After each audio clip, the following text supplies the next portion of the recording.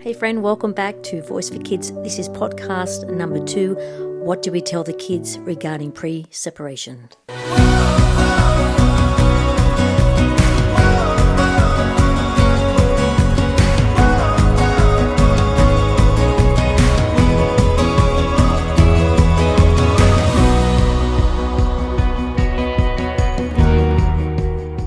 Voice for Kids, the raw, real truth of co-parenting through your child's eyes. I'm your host, Karla Lee, and it's time to hear their voice.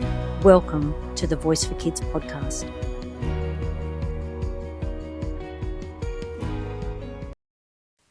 Hi, welcome back. It's Karla Lee from Voice for Kids with obviously our second podcast. And friend, if you've joined me for this second one, that's telling me obviously the first one meant something to you. And if you haven't listened to the first one, I would go back because that is actually about my testimony of why I do what I do with Voice for Kids. And just to give you background on my journey as being a child of divorce from the age of 9 and, the 17 years I struggled and went through a lot of different, obviously, feelings and emotions of being a child divorce and the challenges I faced and maybe some of the challenges your children are facing. So for joining me today, I really want you to listen to this podcast, and it's about pre-separation. Now, pre-separation is when obviously the thoughts are going through your mind that you want to look at separating.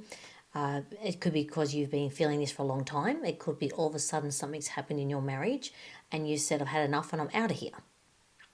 The problem I find is in this situation is the emotions obviously either of both parents or one parent are very high because it could be due to an affair, it could be due to abuse, it could be due to just years and years of just disagreements. There's many reasons obviously parents separate, but this time and this season is very, I would say, heightened by emotions because you obviously just either want to get out of there, you don't want the marriage anymore, you're in a hurry to go. Some people have met someone new. There's a lot of different reasons people obviously in this moment are very reactive, but I want you to listen to what I have to say because it's very important that before you step in and have what I call the talk, which will be the third podcast, that you know what you're going to deliver to your children. Do not think that just walking in and just delivering anything to them without knowing what you're going to say and maybe obviously having some kind of discussion with each other and being in agreement is wise. If you do not have a wise conversation beforehand, you could end up saying anything and everything to these kids, which they will never forget. I can still remember the talk. I can still remember that age of 9. I can still remember what took place, and I'm now 51. So obviously years later, it still rings in my ears. What was said, how it was said, what was the tone, what was the environment, how did it feel for me? So you cannot think that your children will just forget what took place and, they'll get over it. No, not necessarily the case at all. So if you go back to my podcast, my first one where I talked about obviously my mess becoming my message and how it was for me in my testimony, I do talk about, knowing that mum and dad were home that afternoon, which was strange for them both to be home in the afternoon, my grandmother being there, what the room looked like. I remember how the lounge room was set up. I remember what they looked like when I walked in. I remember the tone. I remember the atmosphere and the feeling. So all these things obviously I knew. But I do know one thing is that my parents did talk about obviously having a discussion with us because they had planned to be there together, right? That can't just happen that they all just turned up at the same time and randomly decided to have a conversation with me. No, it's obviously because they've had a discussion. Now, there was not for me an environment that I would say was toxic. It wasn't like it was they were arguing and I felt like I was uncomfortable. But obviously when the time came that they talked to me and they explained that they are separating, I was in shock. And the reason that I was in shock was because my parents never fought. Okay, my parents never fought before they got a separation. If anything, my father was more the dominant character. My mother was a quiet person. And so she just really rode under my dad and what his terms and conditions were with their marriage. Okay, so, and I worked that out as I got older when I lived with my dad on my own, kind of what he was like as a character to live with. But in saying that, my mum being the person that was probably riding under him and not really having a voice, it ended up that she had a nervous breakdown. So it got to that stage where she had decided that she couldn't do this anymore. She had help from a doctor, and for her, it was obviously a turning point that she realised that she had to exit the marriage. So, what I'm trying to say to you is obviously, when you're talking to your children, you must first both know what you're walking into. You can't just walk in and deliver all this information to your children and think that it's going to be okay just to deliver anything. If you haven't come into agreement by saying things like, okay, we won't discuss that right now, this is what we will say. This is probably healthy for them to hear right now. Obviously, different ages, you've got to think of the ages. So with children, you can't just talk to a 5-year-old the same way you talk to a 14-year-old. It's just not going to work out. The 14-year-old's going to know that obviously something's going on, something's happened. They might have seen, heard, and thought things themselves, because obviously behind closed doors, kids still hear what's going on in the lounge room. If you're having an argument about stuff and I'm going to leave you and that's it, we're not having this anymore in my marriage, I've had enough of you. Your 14-year-old has heard all of that, okay? That behind the closed doors, they're still going to hear. So they're not going to be in shock sometimes when they know you're going to separate, but you need to learn that your delivery of what you're going to say in the talk, as I said, that'll be my third podcast, is very important. But pre-planning, what things have we got in place before we go into the talk? Houses, what's the house situation? What are we going to do? Are you staying here and you're going to be moving out? What do we want to do with the kids? Do we want to say, okay, because they're older, would you like to ask them, would you like to be here this week and then over at the other parents next week? Because when kids are older, sometimes it's advisable to give them a choice when they're a bit older, because you might find they're going to be rebellious on you dictating to them where they can and can't live. And also, if there's been a primary parent that's always been present, more present than the other parent, you might find that the kids are like, well, why would I go and live with that parent? I don't even hardly see that parent. And then if suddenly you're dominating to say, no, I want the kids with me, but you've hardly been around, you can't be reactive to think that it's odd that they're saying, why would I want to live with you? I'm hardly seeing you. Because sometimes I find in some divorces, there has always been maybe one parent that's been more present for kids. You've got the younger kids. How are you going to talk to a 5-year-old compared, as I said, to a 14-year-old? Obviously, there's minimal information that they're going to understand. Things like, we love you. We still love you as parents. Mummy and daddy are going to be not living together anymore, but it doesn't mean we love you any less. You've got to really know the context of what you're going to say. It's really important that you do not go outside a boundary that you've both come in agreement on. Obviously, of course, there's going to be situations where some parents cannot agree, cannot have a conversation. There's just no way the other parent's going to sit down and have a civil conversation, and obviously because that's very toxic. In that situation, I would say that if the other parent's not going to be what I'm considering a considerate co-parent, is you will have to take control of that situation yourself, okay? But you are not to be bitter. You're not to talk bad about the other parent. You're not to download all this toxic thing. It's just that this is the situation between dad and I, or between mum and I, whichever parent's talking. This is what's happening. Unfortunately, it's come to this point. This is when you're talking to obviously someone older, that we have made a decision that it's best for us to not be together, but that doesn't mean things will change with how we feel about you. Yes, the environment will change. It's going to look different, but obviously it's not going to obviously take away from what we feel about you. When it comes to little ones, obviously you might have to draw, how it looks. You might have to draw. You can't just give them all this information and think they understand. Sometimes with children, you might have to sit down and say, so this is a house, and this is where we live now. And now, daddy's going to be living in this house, for example. And in this house, you'll visit between this house and this house. There's just little things you might have to do to help them understand. But one thing I really want to say is, don't be in a rush. When you get the information from them, don't be in a rush to just, I'm just going to walk in the room, I'm going to sit down, I'm just going to download everything on this child and walk out and, I've done. I've done my bit. It's not like that. You have to remember, if you haven't fought like my parents did, if you haven't fought before, and suddenly you're going in to give this information, the child's going to be in shock. I was in shock. I was in shock. I had no idea. They never fought in front of me, so I had no idea why they were separating. You can't just be in a rush, and you've got to choose the environment that you're having this conversation in. Like, is it best to have it in the house? I don't know, because to me, I don't know if it was the best. I really don't know. I look back and sadly, when I think about my house, of when my parents told me, I think about the lounge room. And when I think about that lounge room, I think about that day. It's sadly that, instead of seeing a good memory in that house, I just see that day at 9 years old in that lounge room, how it was set up. And that was where my parents told me they were separating. So is the home the best place to give that information? I don't know. I really don't know if it is the best place.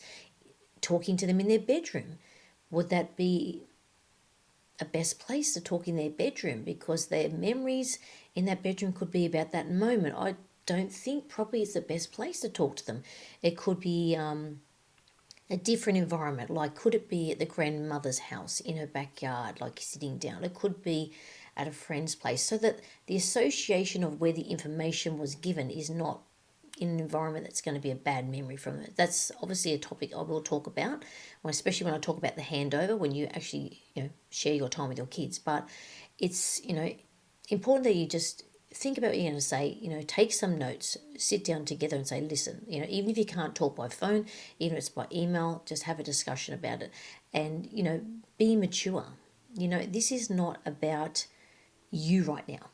It's not about you. It's not about how you feel and what you went through. It's about understanding how they feel, what they're going to receive when you give the information, the tone that you're going to give it. Are you going to sound bitter, or are you going to sound like you're being caring because you want them to understand? It's a really fine line, and you've got to be careful that you don't manipulate the story so that your children feel like they need to support you and carry you in this situation, because you might be the parent that was obviously example cheated on. Okay, that's a good example. And so in that, you want to make sure that your child knows that this is what happened to me, this is what your mother did, or this is what your father did, and this is what went on. And so I just want you to know that this is how it's going to be. And if you're talking like that, straight away the child's going to download, oh, my dad's bad that he did this to my mum, or my mum's bad, she should never have done this to my dad, and now I'm going to live with them. Because you're manipulating to the child your situation and what you went through to make them feel like they should carry you and look after you. And that's a very, very fine line, because you are starting to put the child in a position to become the parent looking after you, the child, because you're coming into a, woe is me, this is what happened to me. And it's not because you're saying it, but you're declaring it by your tone, by how you deliver the information. It's a very fine line. So you must be, very careful. And as parents, I would say, if you're going to have certain things you agree that you will and won't say, you must set that rule down. We will not say this. We will not say that.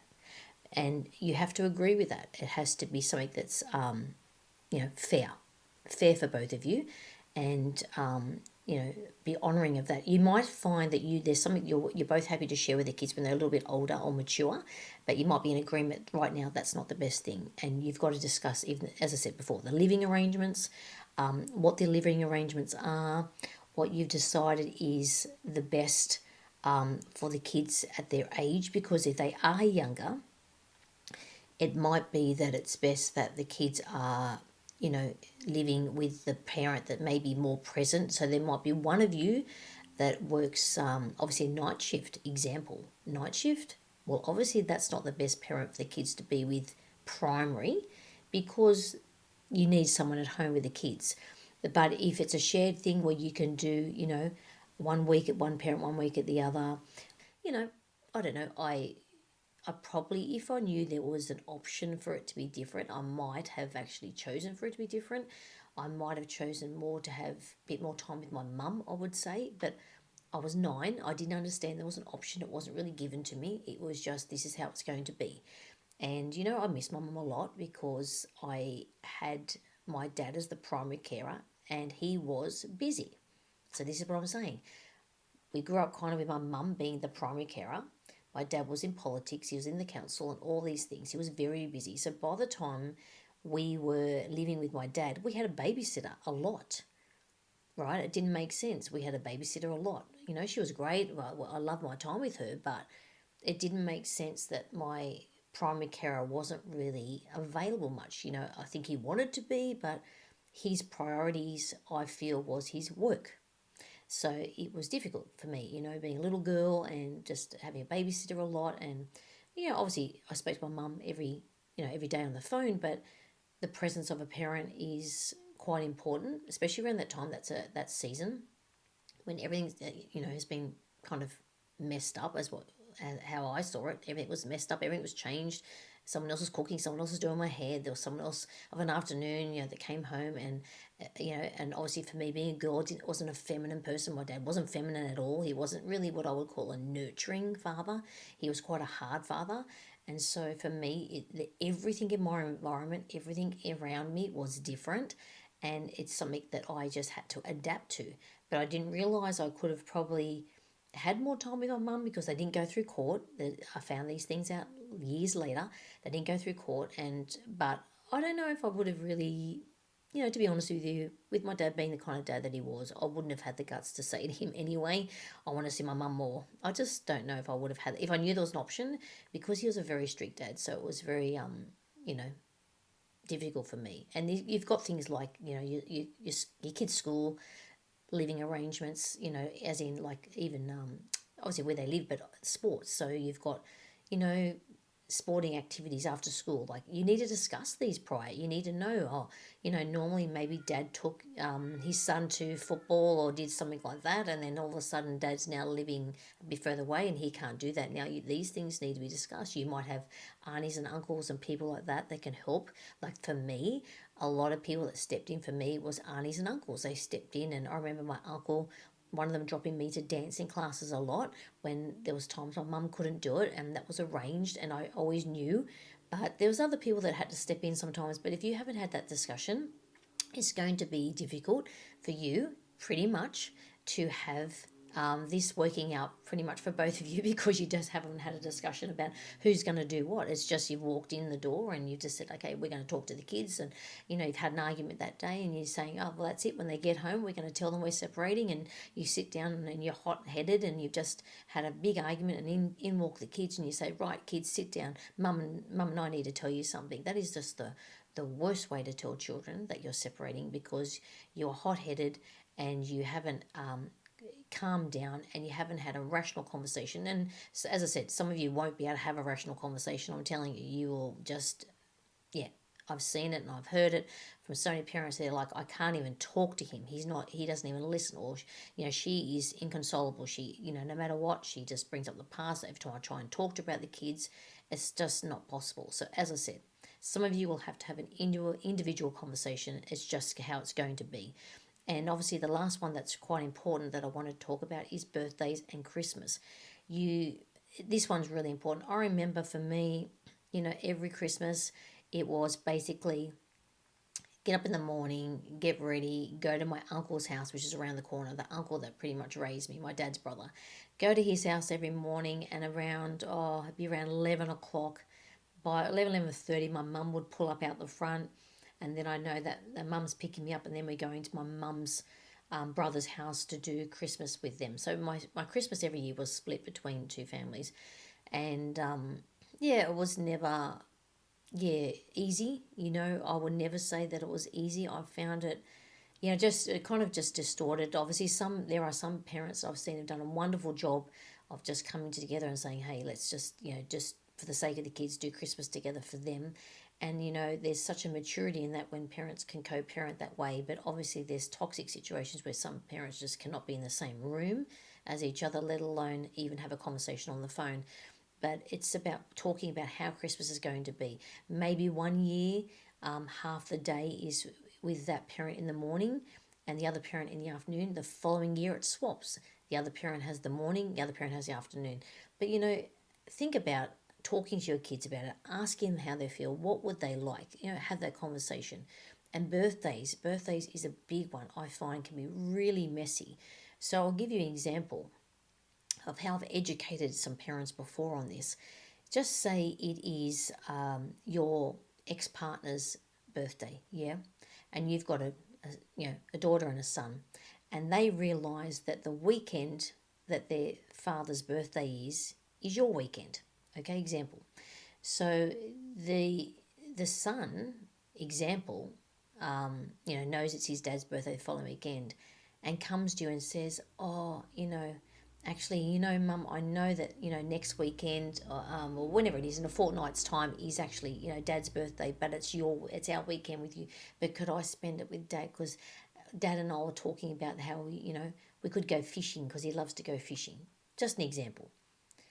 But your answer in that moment can be one of two things. It can either be selfish to say, this is my weekend and this is, no, my kids are with me this weekend. Or you could stop for a moment and say, is it really a big deal that my son and my daughter, if she wants to go as well, goes to see their dad on his birthday, even though it's my weekend? Is it really a big deal? Or is it going to mean more to him and my daughter to go and have that moment, and for me to sit back and just let them have that memory? Because you've got to remember, all those moments for them are memories, okay? And they're also going to remember the act of the parent that was selfless. Because in that moment, as I said, you can be selfish or selfless. And I say this to so many parents. You could obviously be selfish and say, you know what? I understand, son. I understand you want to go and be with your dad and you want to go fishing on his birthday. But, you have to understand this is the rules that we've set. You can either be really rigid and you can just say, nope, this is what we've set. Or you can say to yourself, you know what, son? That's okay. I'll speak to Dad and it's not a problem. If you really like to go and see Dad on, on our weekend, which you normally have with me, I'm happy if you do that, son, because I know you'd really enjoy that. Could you imagine the change in your son? Could you imagine even the change in your son's father, to know that you were selfless enough to sit back and go, wow, I want to give this to my son? Your ex-partner will see it as, well, what a nice act, what a nice act, what a nice offer that you've actually done this. And it's really important that the focus of what I'm always saying to all of you that are listening to me is it's about the child's perspective and how they see it, how they feel about it. Because in every moment there's a choice. There's a choice that you can actually be selfish or selfless. There's a choice that you can listen to your child, or you can just be listening to yourself. So when your child's asking you such a question, are you actually listening to the question, or are you listening to what your answer is going to be back to that child, which is going to be, no, I'm just going to tell him straight up, no, there's no way. There's no way he's going. Because you can also be bitter, because there could have been another time that you've asked the same thing. You've asked, that you want to go and take the kids that weekend. And he's kind of gone, no, no, no, you're not having it. It's my weekend. And you're like, yeah, but like I've got these tickets, and the kids really want to see. I know it's your weekend. So you could have been in the position, is what I'm trying to say, where you've asked him before and he has said no. But what I'm saying to you is, it doesn't mean it's, tit for tat. You don't have to, just because he's done that to you before, doesn't mean you have to do it. What I'm saying to you is, and hear me clearly with this, your son's come to you. That situation's happened before, okay? That situation's happened before. But your son's come to you and said, could I go and do this with Dad? It would actually be bigger of you to actually say to yourself, as much as he's told me no before when I've asked for the kids, this time I'm actually going to even say yes. Your son will say, wow, thanks, Mum. That's so good. They're just going to think, wow, that's so nice of Mum to do it. But your former partner is going to remember that before, when you asked and he said no, right, that he's done that to you. He said no, this is my weekend. And you're saying, well, I just want to have the kids for this movie. But this time when your son's asked you, can I go and see Dad on, Mum, I know it's your weekend, and you've just gone, no problem. You're being the bigger person, okay? You're being the bigger person, and that's what I'm trying to get through to you. Be the bigger person in these situations.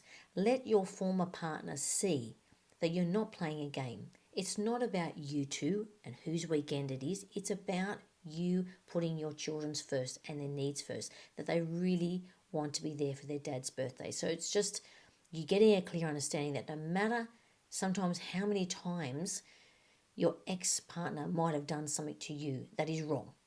Okay, we know it's wrong. They had the wrong attitude, that was spiteful. But do you have to play the game back? That's my question. Do you have to play the game back? Or could you be the bigger parent that says, you know what, when situations come up, I'm going to make sure that when my child says, can I really be there as much as it's your weekend? Can I really go there for this because I really want to go to this? Yes. It's one day. You have to remember it is one day or one weekend. Is it really going to ruin your life? Is it really going to ruin your schedule? It's obviously only different if you've had something booked in and paid for and it's something that's quite significant already that you've had planned. Obviously, in that situation, you might have to negotiate it. But if it's something you've got nothing planned for, it really doesn't matter. It's like you've got maybe you're just going to go to the shops with the kids and get them a few things that weekend and do a few little things, but then this thing comes up. Really, you have to ask yourself, what is the bigger picture here? Who am I really blessing when I say yes? It's your child. It's your child. They'll always remember the parent that was more forthcoming, that was more loving, that was more forgiving, that also made wise choices, yeah? Wise choices in the best interests of the child. So at the end of the day, what I'm saying to you is, please have that conversation with your children, with each other regarding your children. Have the conversation. What should we do when we talk to the kids? Where should we talk to the kids? How should we talk to the kids? What shouldn't we say in front of the kids right now? Have that conversation because it just puts you in a place where you know what you're going to do. Obviously, in the moment, things can happen, and obviously, if things come up that shouldn't come up, just try not to get into an argument. The kids aren't going to feel. It's going to be the talk is like probably one of the biggest memories that kids have. It's one of the biggest memories they have is that day that talk happened, what time it was, what the environment was. Was it a hot day? Was it a cold day? You'd be surprised what kids remember. But I'm asking you, please take the time if you can. I don't care if it's by email, by text message, just by sitting down, have a coffee. If you need another parent, like another family member present when you're having a conversation, have that. But just have that conversation if you can. Know what you're going to deliver to the kids. It's so, so important. So that's what I want to share with you about pre-separation. Obviously, my next podcast, I'm telling you, is about the talk. It's so important. But, I just thank you that you're starting to follow me on Voice for Kids.